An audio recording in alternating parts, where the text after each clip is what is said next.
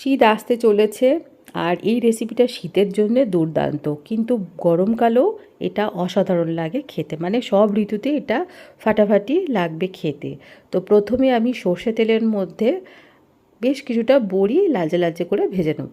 রেসিপিটা যদি ভালো লাগে লাইক করবেন, শেয়ার করবেন, সাবস্ক্রাইব করে আমার পাশে থাকবেন, আর অবশ্যই কমেন্ট করে জানাবেন রেসিপিটা আপনাদের কেমন লাগলো। ভালো হলেও জানাবেন আর খারাপ হলে অবশ্যই একটা কমেন্ট করে জানাবেন। তেল থেকে বড়ি তুলে নিয়েছি, এখন ওই তেলের মধ্যে দিয়ে দিলাম গোটা জিরে আর একটা ছোট দিকে শুকনো লঙ্কা ফোড়ন, আর দিয়ে দিলাম পেঁয়াজ কুচি। পেঁয়াজগুলো দেওয়ার পর একটু লালচে লালচে করে ভেজে নেবো। পেঁয়াজের গায়ে যখন একটু রং এসে যাবে তখন দিয়ে দিলাম চৌকো চৌকো করে কেটে রাখা আলুর টুকরো। এবার সবগুলো উপকরণ দিয়ে আরও কিছুক্ষণ ভেজে নেব। এখন আমি দিয়ে দিলাম পরিমাণ মতো নুন দেওয়ার পর আরও কিছুক্ষণ এটা নাড়িয়ে নেব। কয়েন ধরে নানা রকম ব্যস্ততার জন্য আমি ভিডিও দিতে পারিনি। আশা করছি এবার আপনাদের আমি রেগুলার ভিডিও দেব, আর আপনারা তার জন্য সাবস্ক্রাইব করবেন। নতুন নতুন ভিডিও নিয়ে আসবো, আশা করছি আপনাদের ভালো লাগবে।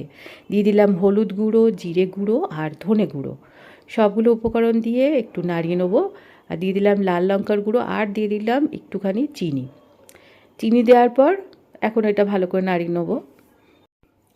আলু পেঁয়াজ সবগুলো বেশ সুন্দর করে ভাজা হয়ে গেছে, আর মশলাটাও সুন্দর করে কষানো হয়ে গেছে। এখন আমি এর মধ্যে দিয়ে দিলাম ডুমো ডুমো করে রাখা বেগুনের টুকরো। বেগুনগুলো দেওয়ার পর সবগুলোর সাথে আবার ভালো করে মিশিয়ে নেব। এখন আমার গ্যাসের ফ্লেমটা মিডিয়াম রেখেছি। তো এই অবস্থায় আমি বেগুনটাকে রান্না করছি। তো দেখুন আমার এখন এই রকম পজিশান হয়ে গেছে। এখন আমি এর মধ্যে দিয়ে দেবো জল। পরিমাণ মতন জল দিতে হবে যাতে খুব না পাতলা হয়ে যায়। এই ছোটো কাপের 1 কাপ মতন দিলাম।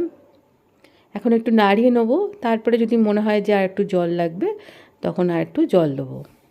আমার মনে হলো যে আর একটু জলের দরকার, তাই আর 1 কাপ মতন জল দিলাম, আর এখানে দিয়ে দিলাম স্বাদ মতো নুন। আগে একটু দিয়েছিলাম, টেস্ট করে দেখে নিয়েছি যে আর একটু নুনের দরকার, তার একটু নুন দিয়ে দিলাম। তো এবার সবগুলো উপকরণ খুব ভালো করে মিশিয়ে নেব। এই রেসিপিটা খুবই সিম্পল, কিন্তু খেতে অসাধারণ লাগে। রুটি, পরোটা, ভাত সবার সাথে খুবই ভালো লাগে খেতে, আর এটা তো হেলদিও বটে। তো লাস্টে দিয়ে দিলাম বড়ি দেওয়ার পর আর একটু ভালো করে মিশিয়ে নিলাম। তো দেখুন তৈরি হয়ে গেল আলু বেগুনের তরকারি। অসাধারণ স্বাদের এই রেসিপিটা কেমন লাগলো অবশ্যই আমাকে জানাবেন। এই পর্যায়ে আপনারা একটু ধনেপাতা ছড়িয়ে দিতে পারেন। তো আজকের মতন এইটুকুনি, আবার পরবর্তী ভিডিওয়ে ফিরে আসবো। খুব ভালো থাকবেন, সুস্থ থাকবেন। আজকের মতন টাটা।